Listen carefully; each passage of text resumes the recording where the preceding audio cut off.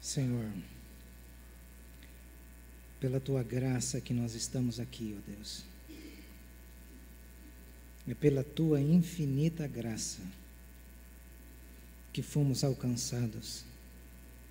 E nós te pedimos nessa noite que esta graça que nos alcançou possa inundar o nosso coração. Ajuda-nos nesse momento, ó Espírito Santo,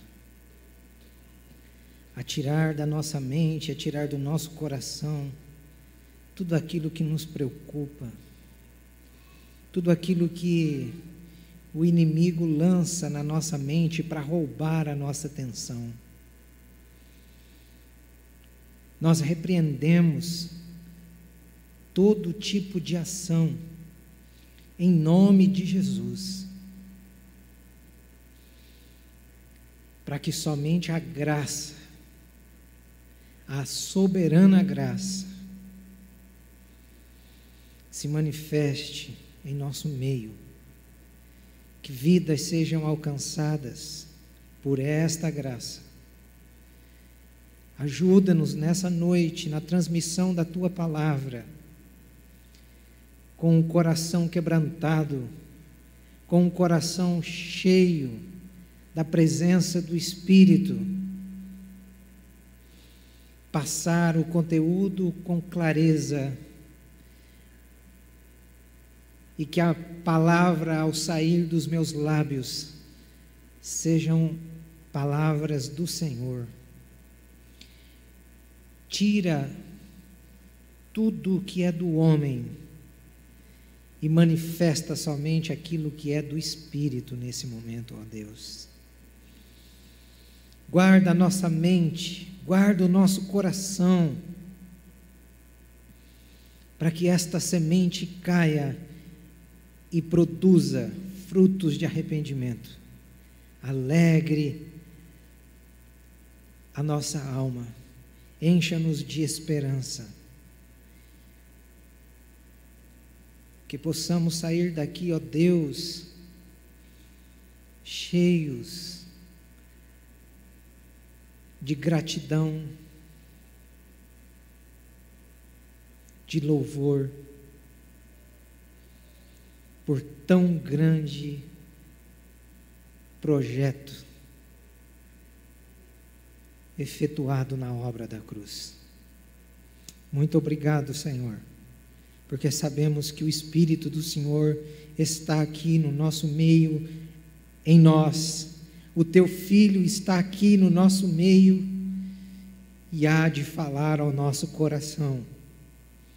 Esse é o desejo que temos, é de ouvir a voz daquele que não está morto, é de ouvir a voz daquele que venceu a morte, daquele que chamou o Lázaro para fora,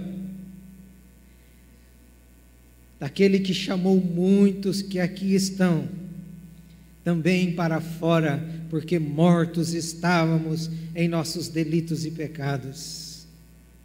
Jamais nos deixe esquecer, ó Deus, diante de tão grande obra, os efeitos da graça, o benefício da graça e dessa obra salvadora, completa, plena e satisfatória em Jesus Cristo. Muito obrigado. Fala conosco, em nome de Jesus. Amém.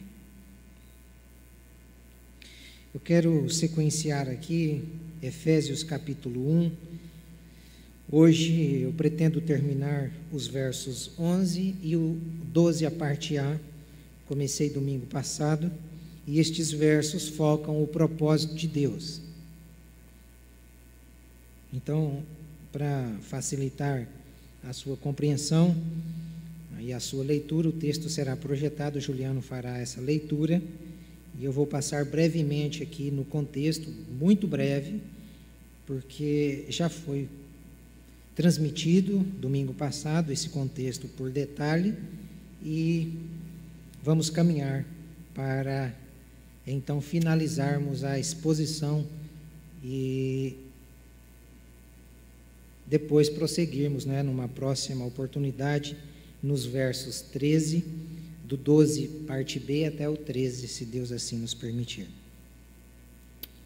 Em Cristo fomos também feitos heranças, predestinados segundo o propósito daquele que faz todas as coisas conforme o conselho da sua vontade, a fim de sermos para louvor da sua glória. Então, Paulo, ele, como foi mencionado domingo passado, ele tem focalizado aqui, pelo menos, ele dá ênfase a 3 coisas no contexto desse versículo, que é na restauração presente. Quando você olha para o verso 10, você vê a restauração presente acontecendo em Jesus Cristo, onde ele converge através de Cristo todas as coisas, né? Então, em Cristo, Deus reúne as partes discordantes. Quais são as partes discordantes? Criatura e Criador, criatura e coisas criadas. O pecado gerou essa discordância. Então, o pecado rompeu essa comunicação que existia entre o homem e Deus, e também de um modo muito agressivo, ele distorce essa comunhão que existia antes lá no jardim entre a criatura e as coisas criadas. Lembrem-se que no jardim os homens viviam com os animais e nada de mal acontecia. Então, qual é o propósito da restauração presente? Convergir esta comunhão que existia lá no jardim antes, através da encarnação de Jesus Cristo. Então, Cristo é aquele que vem para restaurar a comunhão do homem com o Criador e do homem com as coisas criadas. Isso fica claro através dos textos que já foram lidos, por exemplo, do profeta Isaías, quando diz que no novo céu, na nova terra, os animais pastarão com o cordeiro e coisas assim semelhantes. A outra coisa que o Paulo foca é a história passada. Qual é essa história passada? A igreja cristã, então, ela assume o papel do Israel. Israel era o povo de Deus no Antigo Testamento. Agora a igreja cristã se torna esse povo de Deus para transmitir a mensagem. Isso não significa que as promessas físicas dadas a Israel são também dirigidas a nós, gentios. Não, a igreja é povo de Deus para transmitir, para dar sequência à missão que Deus havia dado a Israel.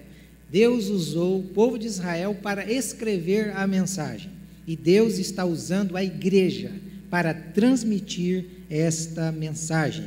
E a igreja, ela se torna povo de Deus, porque ela é formada então por gentios e judeus, por pessoas de todos os povos, de todas as línguas, de todas as raças e de todas as nações. E a terceira coisa que o Paulo foca nesses versos é uma admiração do plano redentor de Deus. Então, por isso que você vê o Paulo nos versos 11 a 14, repetindo as mesmas palavras que estão nos versos 4 a 6. Eu vou mencioná-las mais uma vez para que você grife aí na sua Bíblia. Então você percebe aqui no texto, no verso de número 4, a palavra nele. Você vai para o verso de número 13, também existe a palavra nele. Você vai para o verso de número 5, predestinou.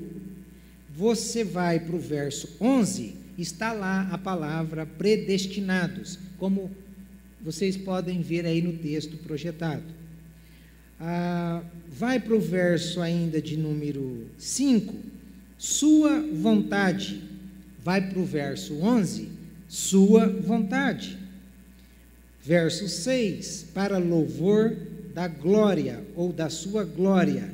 Vai para o verso 12, Paulo também está mencionando para louvor de sua glória. Então, Paulo repete estas palavras porque isto lhe causava admiração. Como foi mencionado e já estudado, a palavra predestinado, sem aquele preconceito que nós adquirimos dos nossos líderes religiosos ou de algumas influências. Então hoje nós vamos nos deter no segundo termo que Paulo usa. Se o primeiro foi predestinado, o segundo termo a ser analisado é o propósito. Então está aí o propósito. Na parte A do verso 11, diz que nós fomos predestinados segundo o propósito. O que é propósito? Propósito nada mais é do que a intenção, o objetivo de Deus. A intenção de Deus, o objetivo de Deus em traçar o plano redentor foi desta maneira, nos predestinando, nos elegendo, nos separando, ainda que a gente não queira aceitar este termo, mas este termo é bíblico, não é de João Calvino, não é de Armínio, este termo não é de Paulo, este termo é do Espírito Santo, que levou Paulo a escrever assim, que levou Pedro a escrever assim.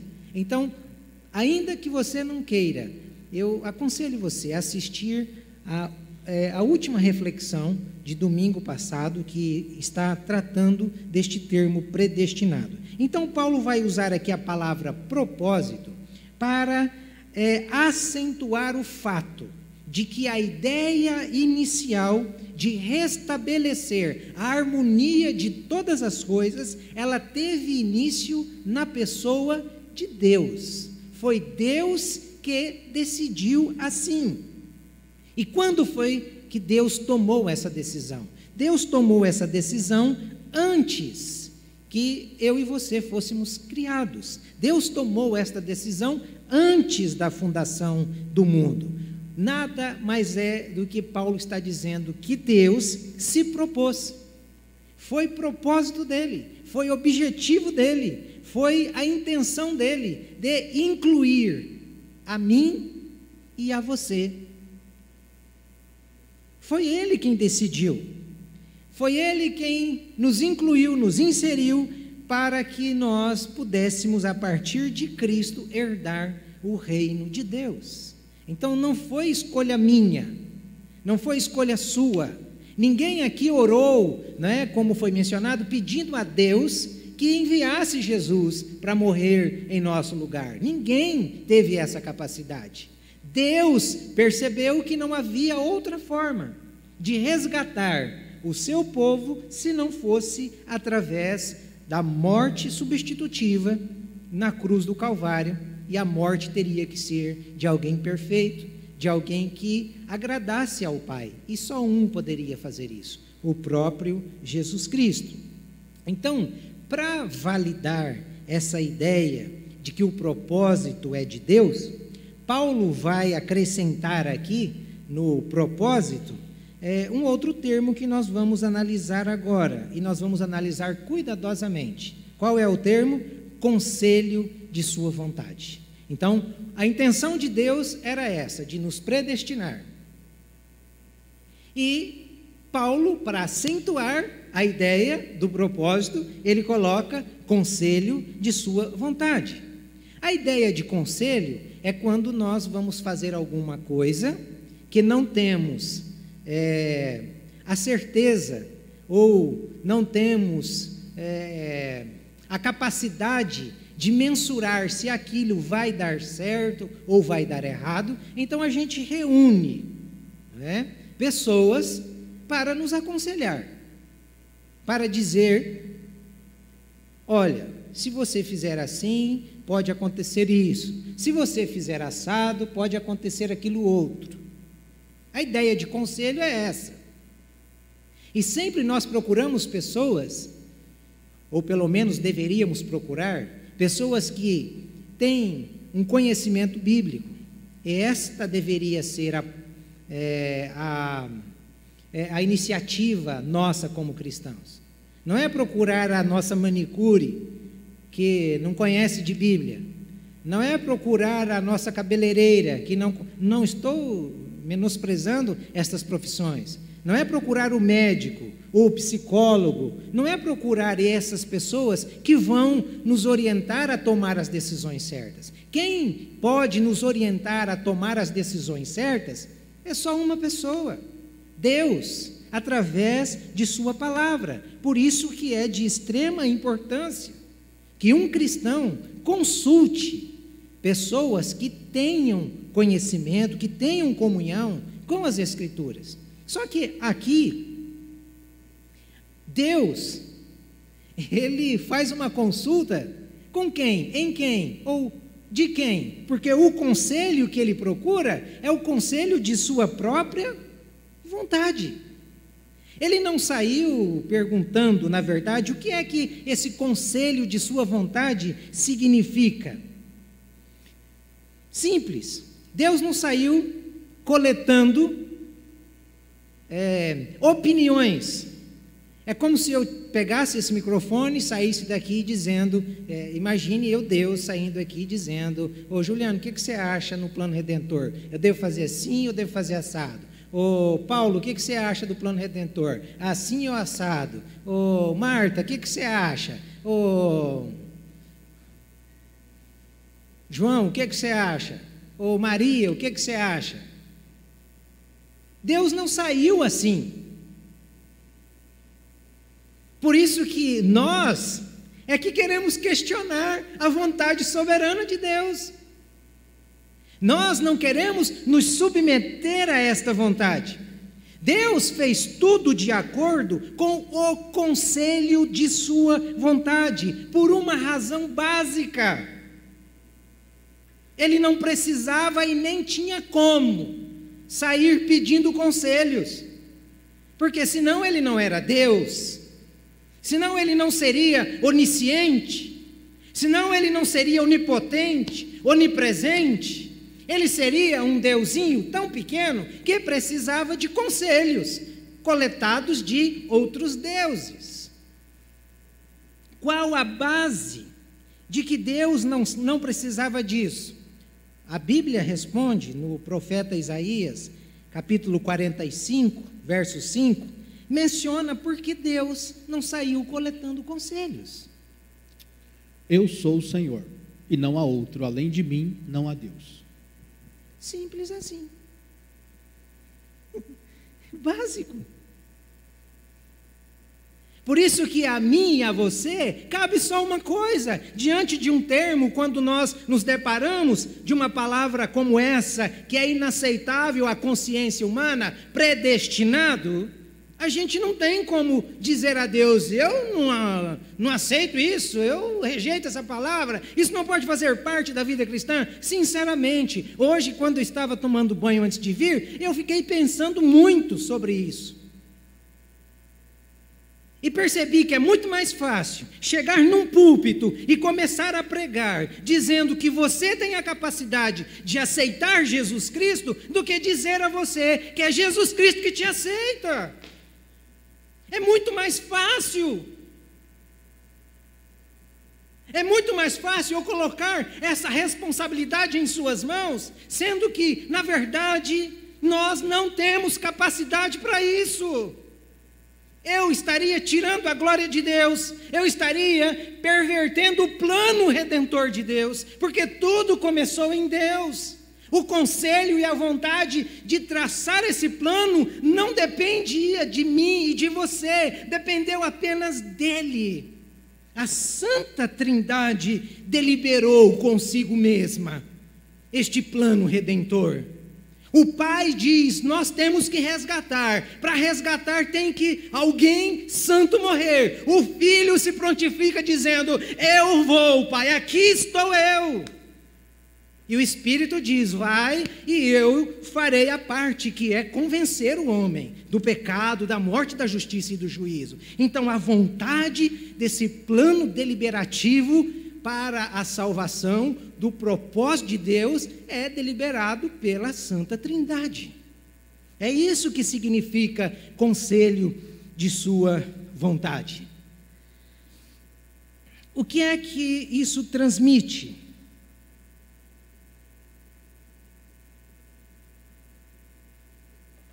Se isso tem um significado,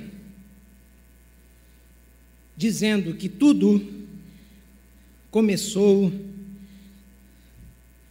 em Deus e a exclusividade é de Deus, o que isso aqui transmite? Transmite que Deus nos inseriu, Deus pensou em mim, Deus pensou em você, mesmo fazendo o que fazíamos, sendo o que éramos e fazendo o que fazemos, Ele olhou e decidiu nos inserir através do único caminho, da única possibilidade, da única alternativa de sermos ligados, de sermos restabelecidos em Cristo. Cristo é aquele que veio para fazer esta ligação novamente. É Ele que veio nos religar. Nós estávamos desligados. Imagine essa luz cara do jeito que está, você não paga a conta. E aí a Copel vem e corta a sua conta de luz. E você não tem dinheiro para pagar essa conta. Você vai ficar sem luz. Nós estávamos assim. O pecado nos endividou de tal modo que nenhum de nós teríamos condições de pedir que a luz fosse acesa novamente. Nós estávamos em trevas. E Ele veio pagar a conta. Ele veio ligar a luz. Se hoje nós enxergamos, é porque a luz foi ligada. E a luz foi ligada porque Ele pagou a conta. E por Ele pagar a conta, nós podemos ver, nós podemos desfrutar dos benefícios da luz. Então, o que é que isso está transmitindo? O conselho de sua vontade. João, capítulo 15, verso 16. Não foram vocês que me escolheram, pelo contrário, eu os escolhi e designei para que vão e deem fruto, e o fruto de vocês permaneça. Tem verdade mais admirável e mais consoladora do que esta? Tem. Não foi eu, não foi você quem escolheu Jesus. Jesus escolheu a mim, Jesus escolheu a você. É Ele quem está falando. Por isso que esta verdade precisa nos consolar. Esta verdade precisa provocar em nós admiração, como provocou em Paulo. Todo cristão precisa repetidas vezes mencionar esta santa doutrina. Não podemos negar estas verdades. Ele nos conheceu, Ele veio ao nosso encontro, nós perdidos estávamos. Esta não é só a nossa segurança presente, esta é a nossa garantia futura. Eu não estou aqui porque eu escolhi, eu estou aqui porque Ele me escolheu. Você não está no corpo de Cristo porque você escolheu Cristo. Nós estamos no corpo de Cristo porque Cristo nos inseriu no corpo dele. A glória sempre é dele. Todo o plano de salvação que não glorifica Deus, somente Deus, não é bíblico, mas todo o plano de salvação que a glória é para Cristo, este plano é bíblico. Este é o plano de Deus. Então, não podemos nos esquecer destas verdades. Apesar do nosso pecado, apesar de sermos essa gentinha que somos, Ele Ele, somente Ele, nos inseriu, nos colocou onde nós estamos. E se nós estamos seguros,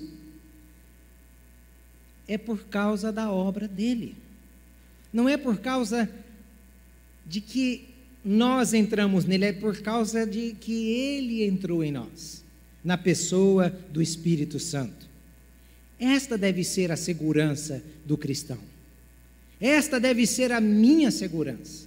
Deve ser a sua segurança. Sabe por quê?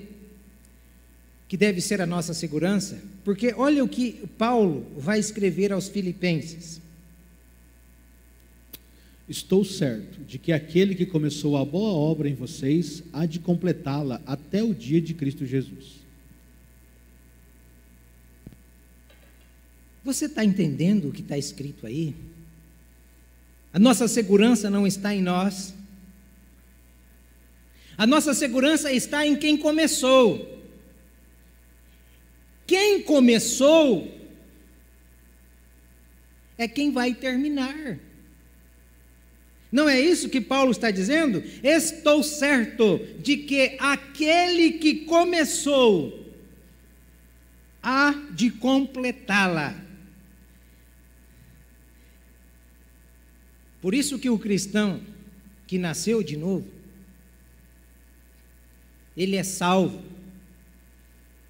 será salvo, está salvo, porque a obra de salvação que foi começada nele, foi começada por quem há de completar. Por isso que o cristão salvo, ele vai crescendo em santificação. O cristão salvo não é aquele que é membro de igreja, que toma ceia no domingo, que participa de todas as reuniões. O cristão salvo é aquele que vai sendo transformado na imagem e semelhança de Cristo. Este é o cristão salvo. Esta é a evidência de que aquele que começou a boa obra está aperfeiçoando. Por isso que um cristão jamais pode deixar a sua Bíblia de lado. Um cristão jamais deixa a sua vida de oração de lado. Porque leitura bíblica e oração é coisa de gente salva. É coisa de gente que conheceu a luz e sabe que a luz é boa.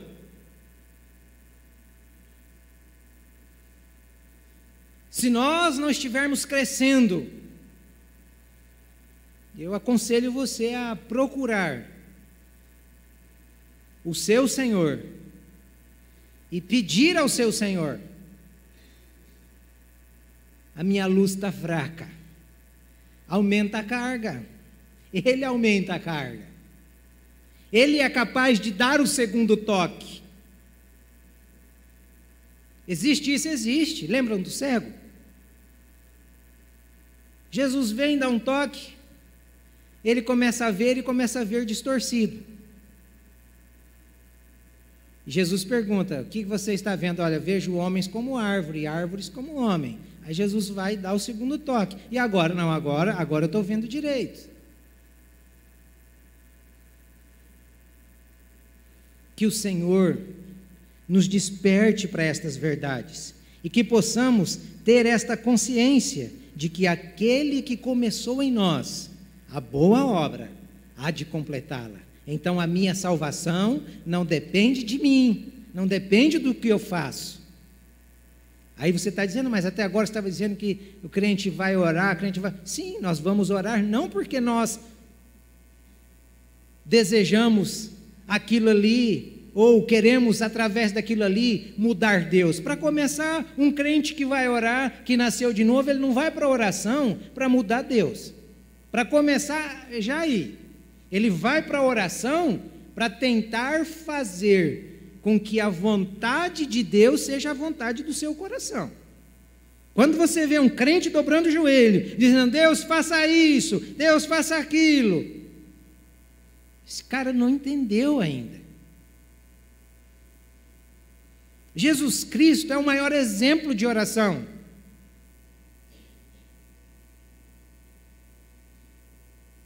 diante da cruz, como ele ora? Senhor, olha, o que eu queria era que o Senhor providenciasse um outro meio. Eu não queria assim, mas Pai, quer saber de uma coisa? Não faça do meu jeito não, eu vim aqui para fazer a sua vontade. É esse tipo de oração que nós precisamos desenvolver. E isso é gente que nasceu de novo, isso é gente que está crescendo no Senhor.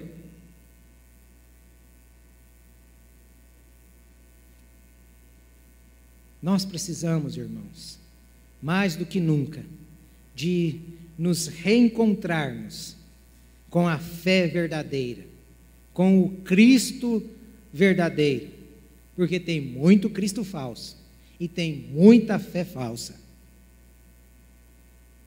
Deus está nos chamando para isso. Então, se você tem dúvida dessas verdades, né, como, por exemplo, a da predestinação, eu convido você a se debruçar nas Sagradas Escrituras, a estudar estes termos sem o auxílio ou os óculos de Calvino e de Armínio. Estude as Escrituras por si só. Estes termos, estude. E perceba que ela está presente em toda a Escritura. Em toda. Desde o Antigo Testamento até o Novo Testamento. Para isso a gente observa alguns fatos históricos. Deus produziu o dilúvio. Não foi? O dilúvio foi uma produção de Deus. Foi uma forma de Deus julgar o mundo. E quando Deus produziu o dilúvio, do meio do dilúvio, Ele salvou um remanescente. Vocês acham que Noé, como dizem para as criancinhas, que o vovô Noé era bonzinho? Que vovô Noé era bonzinho nada. Quando ele sai da arca, a primeira coisa que ele vai fazer é tomar um porre.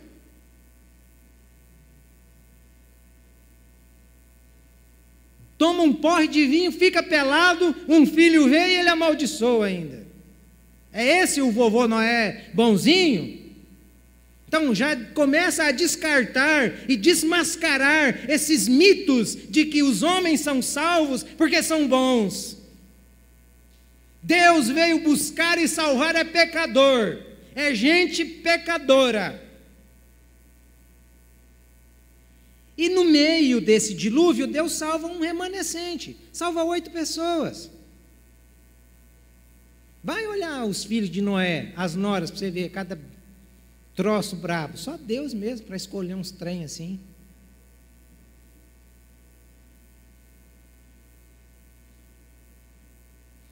E Deus não só escolhe, Deus diz como eles deveriam fazer para ser salvos. Então, o plano salvador sempre foi descrito, planejado por Deus. Eles foram salvos, por quê? Porque Deus disse a Noé: construa uma arca. Então a forma de serem salvos era construindo aquela arca.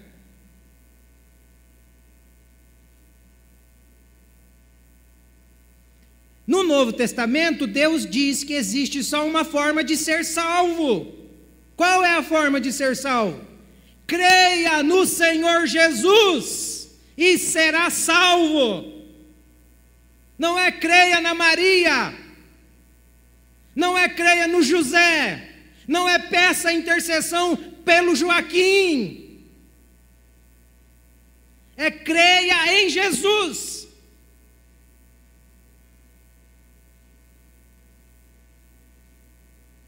Fora dessa arca, não há salvação. Essa é a arca que salva, e quem estiver dentro dela, está salvo. Aí você observa um pouco mais, Deus tira o Abraão do paganismo. Foi o Abraão que pediu para Deus o chamar? Não, ele estava lá, no meio da idolatria, do paganismo. Deus vai e diz: Abraão, sai daí, sozinho, vem, que eu vou fazer de ti uma grande nação, mas sai sozinho. Abraão sai, mas leva o sobrinho junto. Olha só, Ló, na caminhada, já dá uma briga, já dá uma confusão.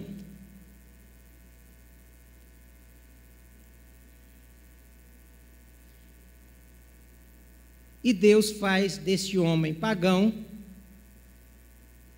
o pai da fé. Faz com que a semente de Abraão saia Jesus, o autor e consumador da nossa fé. Se Abraão é o pai, o autor e o consumador é maior do que o pai, porque ele coloca a fé, ele faz a fé produzir a eficácia necessária. Por isso que o autor e consumador é maior do que o pai. E quem é o autor e consumador? É a semente que saiu do pai, é Jesus Cristo.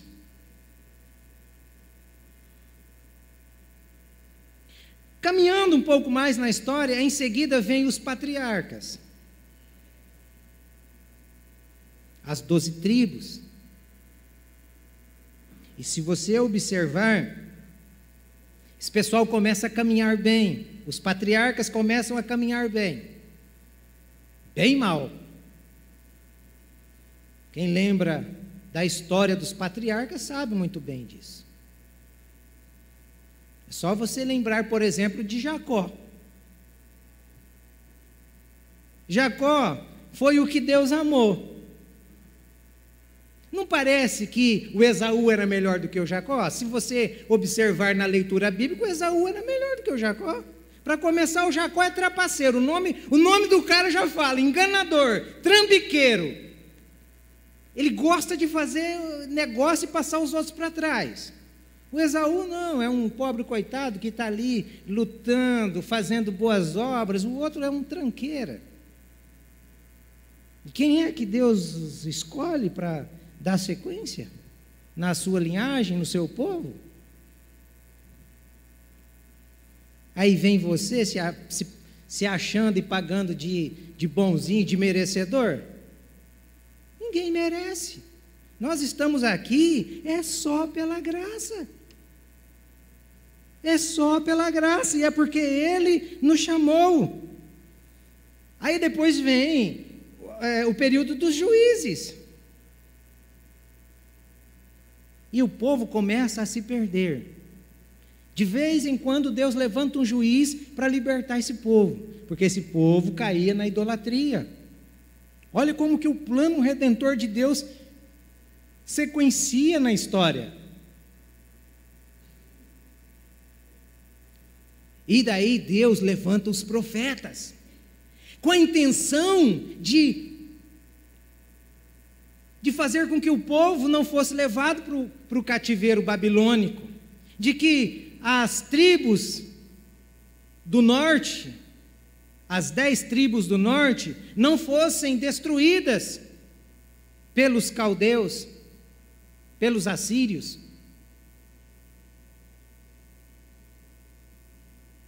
Mas eles matam os profetas. Eles não ouvem os profetas. Esse povo, as 10 tribos é dizimada, some do mapa. O reino do sul, as 2 tribos, é levada cativa para a Babilônia. E fica ali 70 anos. E Deus, aparentemente a gente olhando, não parece que o plano falhou? Deus levanta um outro homem pagão, Ciro. Se não me falha a memória, Isaías 45, levanta Ciro, um homem pagão, para libertar esse povo do cativeiro. Esse povo é liberto do cativeiro por um rei pagão, para que eles voltem, consigam reconstruir o templo, o sentido de culto, e voltem a adorar o Senhor, até que surge o Redentor. E o Redentor vem e começa a fazer em nós uma obra. Agora, fala sério. Você já não pensou em desistir várias vezes? Se alguém disser que não, eu vou ficar pensando, acho que eu duvido do seu novo nascimento, cara.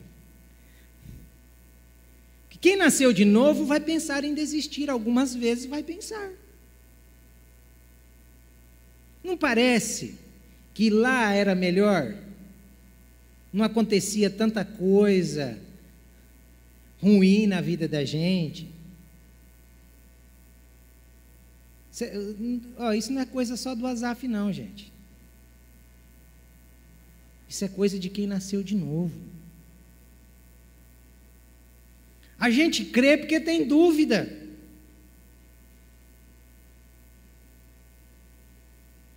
E diante das dúvidas, sabe o que a gente faz? Eu, pelo menos, faço isso.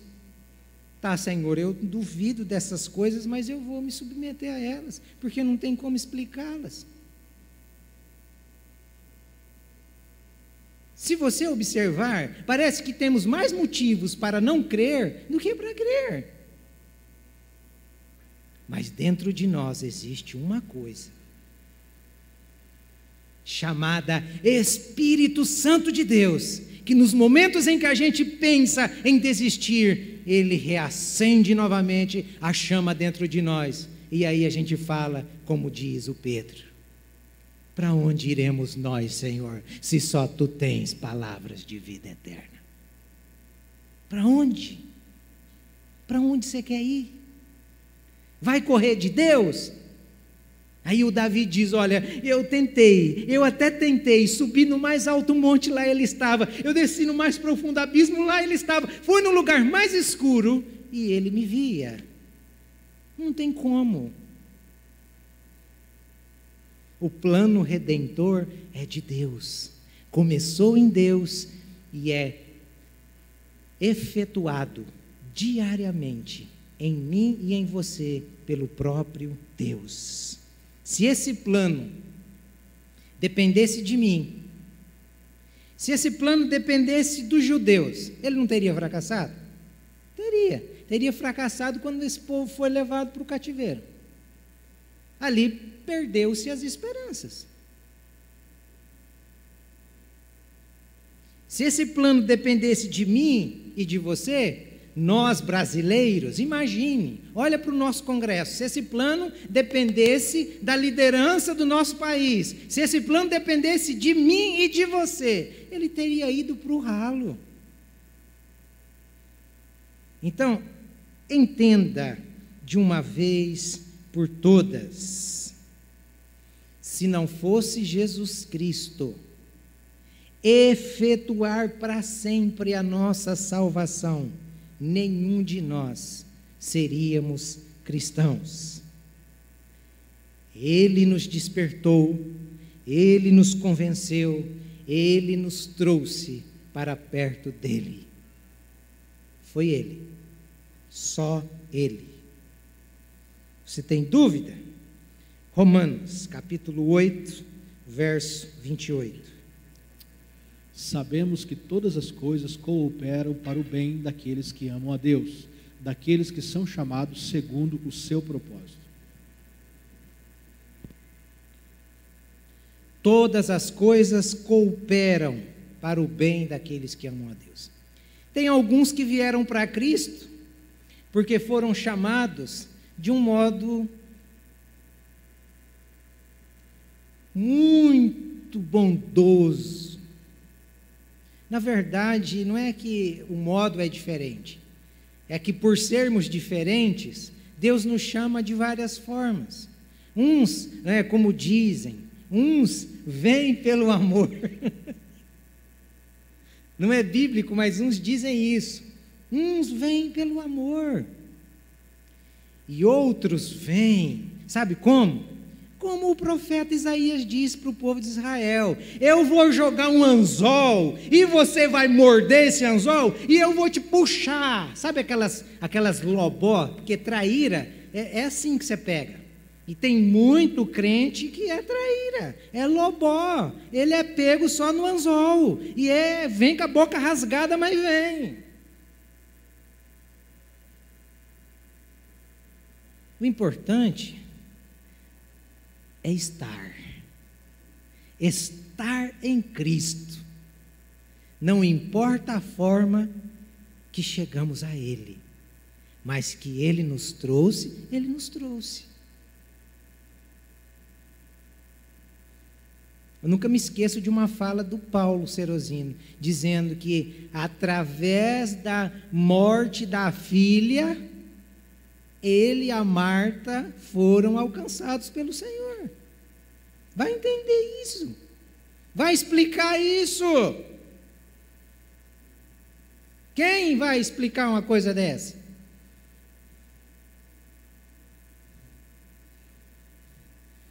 Como eu estou dizendo, o importante é virmos. E aqui está bem claro: todas as coisas cooperam. Sabe aquele espinho que está ali na nossa carne diariamente, e a gente ora às vezes dizendo: Deus, mata esse traste, Deus, acaba com esse negócio, e Deus fala: muda a oração, cara, não é essa oração. Por isso que ele fala que é para a gente orar pelos nossos inimigos. Ou você acha que o seu inimigo é o diabo? O diabo não vai se converter, não adianta você ficar orando: Deus, converta o inimigo, converta o meu inimigo. O inimigo não é o diabo, o inimigo é esse que está do seu lado aí. Olha para ele é o seu inimigo. Não adianta, não adianta. Quer ver como ele é seu inimigo? Se eu pegasse uma barra de ouro aqui e dissesse: olha, essa barra de ouro ou pode ser sua, Marta, ou pode ser da Rose. Pronto, já gerei a inimizade. Aqui escolher, vai dizer: eu ganhei, é minha. A outra já vai ficar mordida. E o que tem de gente dentro da igreja assim, às vezes a pessoa está orando ali, está orando tempo, e Deus graciosamente responde a oração da irmã. Aí a outra que estava pedindo a mesma coisa, não acontece nada com ela, ela diz: ah, Deus não me ama. Vai crescer.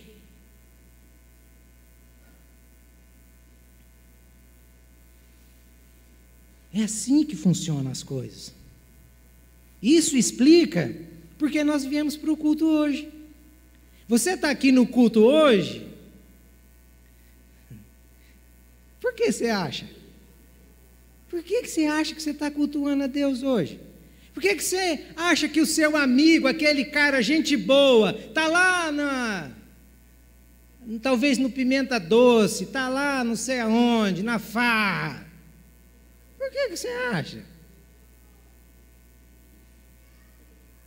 Vai dizer que você também não tinha vontade de ir para um lugar desse? Claro que a gente tinha. Mas o que está dentro de nós é mais forte e nos traz para esse lugar. Isso explica. Então a glória de quem que é? Não há nada de excepcional em mim. Não há nada de excepcional em você. Por isso que Paulo deixa essas coisas muito claras em 2 Coríntios capítulo 4. Nós somos todos iguais. E o que é que o Paulo nos compara? A vasos de barro. O que é vaso de barro? Você compra no R$1,99. E aí o vaso chega achando que ele é o... Sou fera. Crente, hein? Trincado, rachado. O que é de precioso dentro do vaso? Paulo deixa claro. O vaso não aparece. O que tem que aparecer é o que está dentro do vaso. É o Espírito Santo. Por isso que a glória é de Deus. Então, irmãos e irmãs, a salvação se baseia unicamente no que Cristo fez, do começo ao fim. É Ele, mais Ele, mais Ele, mais Ele, Ele e reticências, para indicar o infinito. Ele.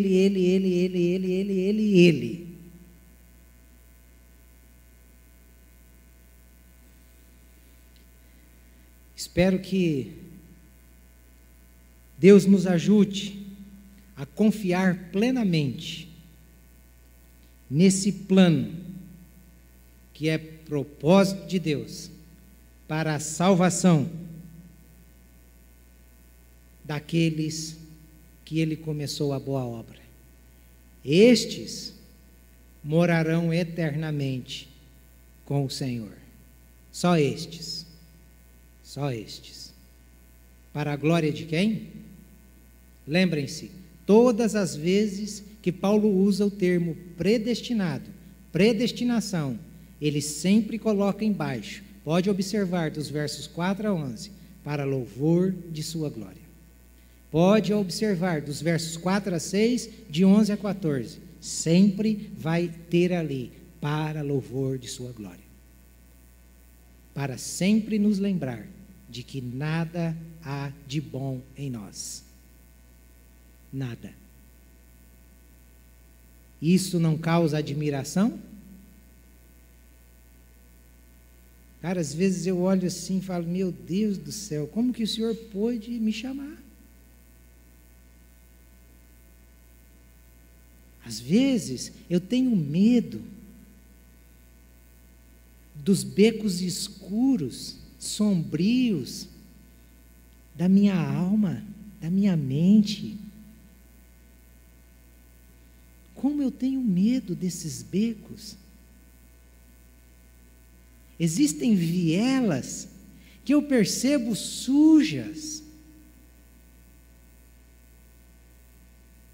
escuras.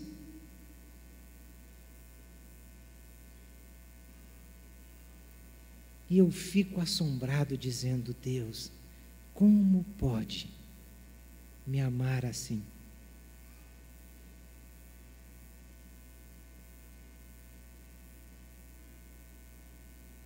O que você fez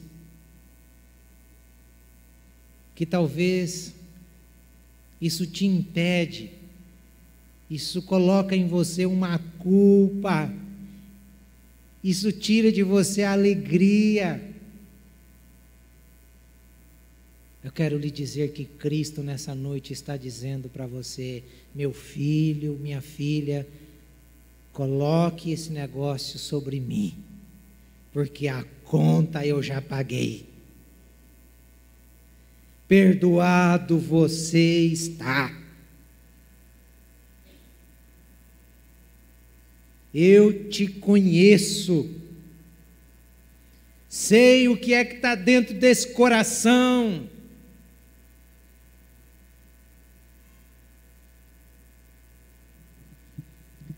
Deus te conhece. Deus me conhece. E sabe o que Ele tem para nós? Sabe o que Ele tem para os seus eleitos?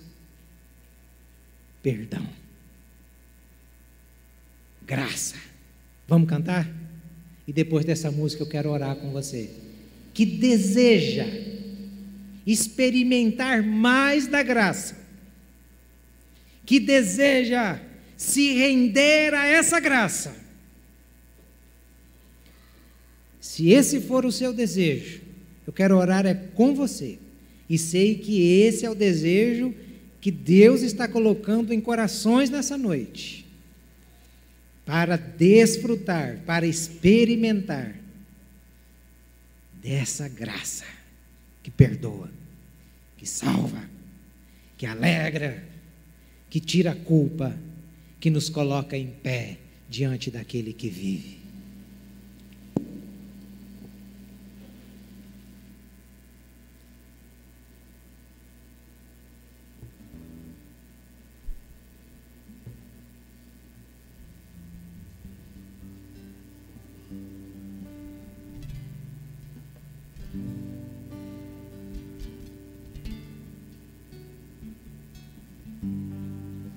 Nada bom existe em mim, e em pecados eu nasci.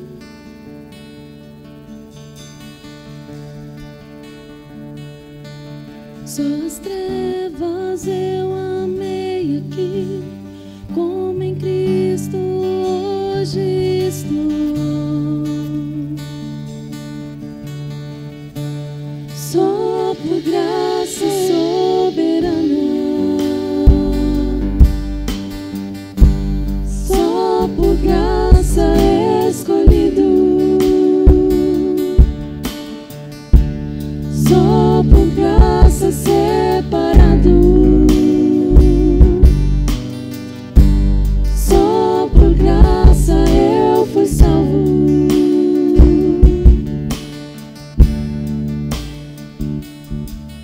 E eu jamais a Deus busquei, e dele sempre me escondi.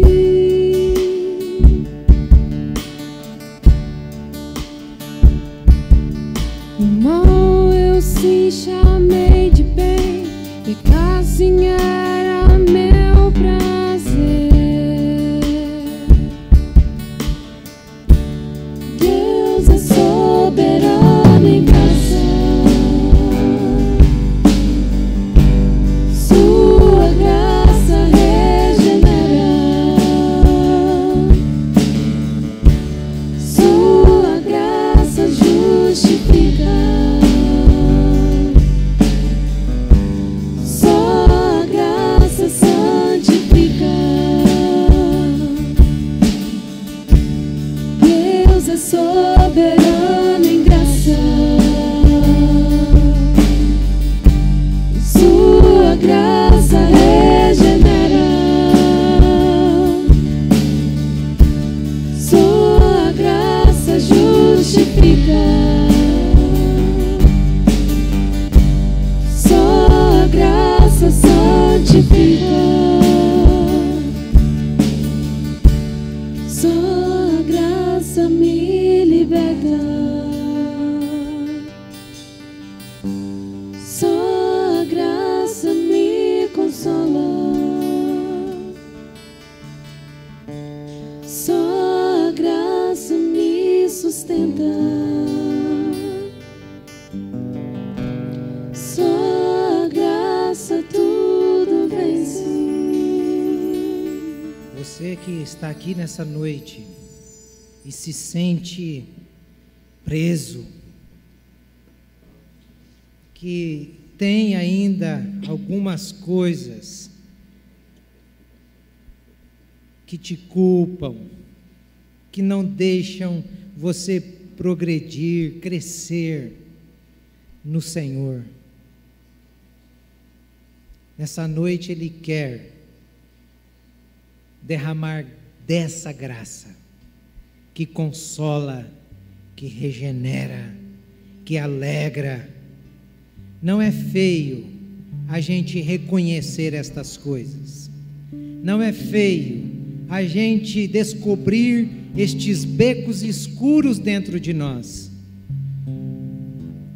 Feio é a gente descobrir, saber que eles estão, Deus falando com a gente e a gente não se abrir, não se render, não se entregar a essa graça que liberta, que regenera, que consola.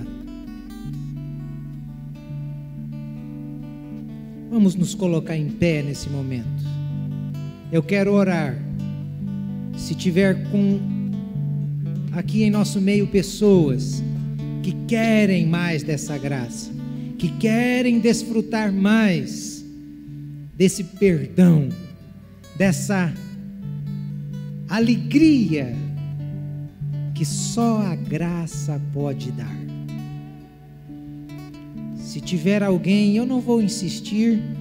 No momento em que elas estiverem cantando novamente, eu vou pedir para que você saia do seu lugar e venha aqui na frente, porque eu quero orar com você, e sei que esse Deus gracioso quer derramar em seu coração esse consolo, tirar esse fardo e tirar a culpa, alegrar a sua vida. Então, nesse momento, é a oportunidade. Enquanto elas cantam, se você deseja mais da graça, venha para juntos orarmos.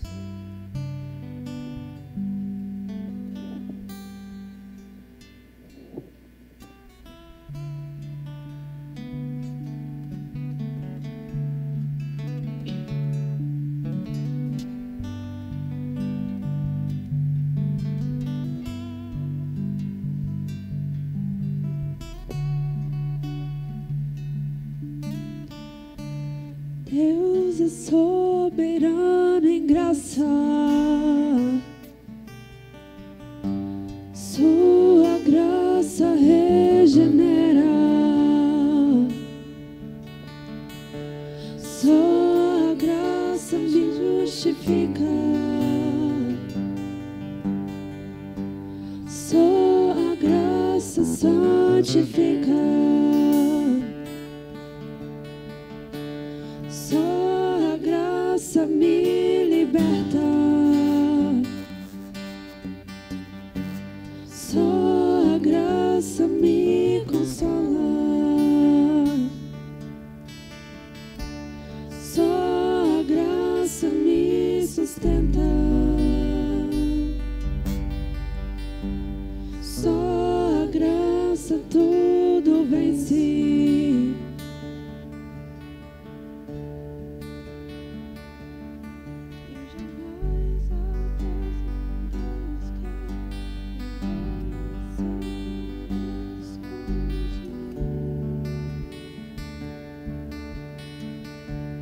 Ok.